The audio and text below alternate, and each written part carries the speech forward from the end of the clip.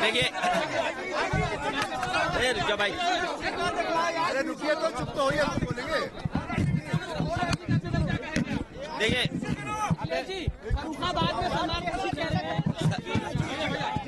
सरकार की नियत नहीं थी नौकरी देने की, और सरकार अगर चाहती होती नौकरी देने की, सरकार की अगर नियत साफ होती तो जिस समय पहला पेपर लीक हुआ था उसी समय सरकार सख्ती से कार्रवाई करती और उसका परिणाम ये होता कि किसी भी परीक्षा का पेपर लीक नहीं होता। और आज केवल पुलिस भर्ती के पेपर लीक के आरोप नहीं है, बल्कि आरओ एआरओ की जो भर्ती हुई उसमें भी बड़े पैमाने पे छात्र नौजवान धरना दे करके बैठे हैं लोक सेवा आयोग के सामने।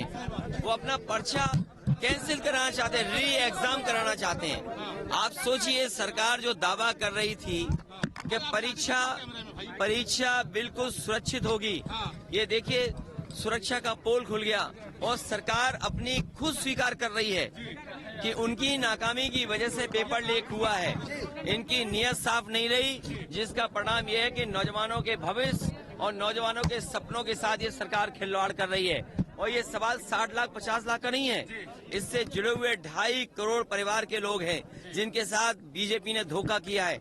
आने वाले समय में यही परिवार भारतीय जनता पार्टी को उखाड़ फेंकने का काम करेंगे।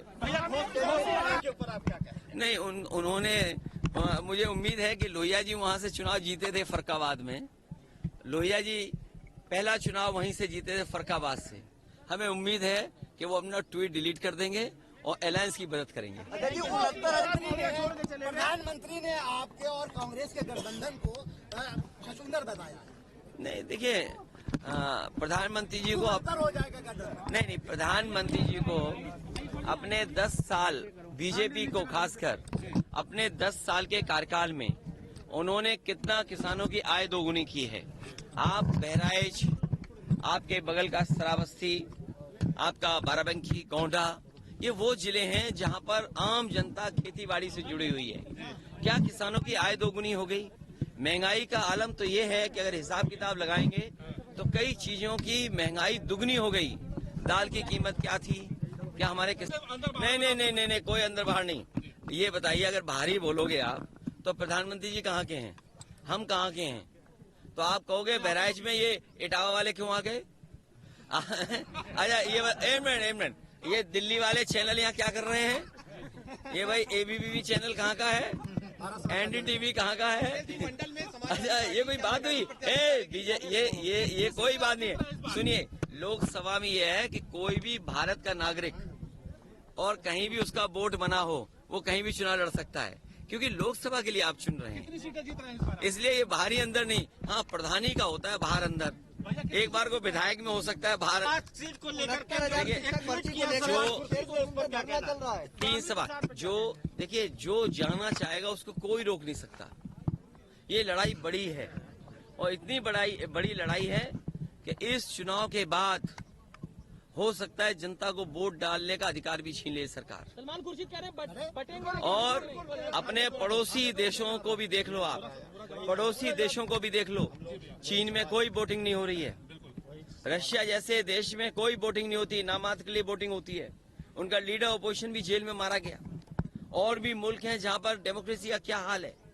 ये लगातार सरकार, चाहे चुनाव आयोग हो, चाहे कोर्ट हो, चाहे और संस्थाएं, उनको प्रभावित कर रही है। हमारे मीडिया के लोगों को भी दबाव बना रही है कि अगर मीडिया के लोग सच्ची खबर चलाएंगे तो उन पे भी पाबंदी है। बड़े लोगों के लिए सीबीआई, हमारे छोटे पत्रकारों के लिए एसओ थाने वाले, बराबर का झगड़ा है।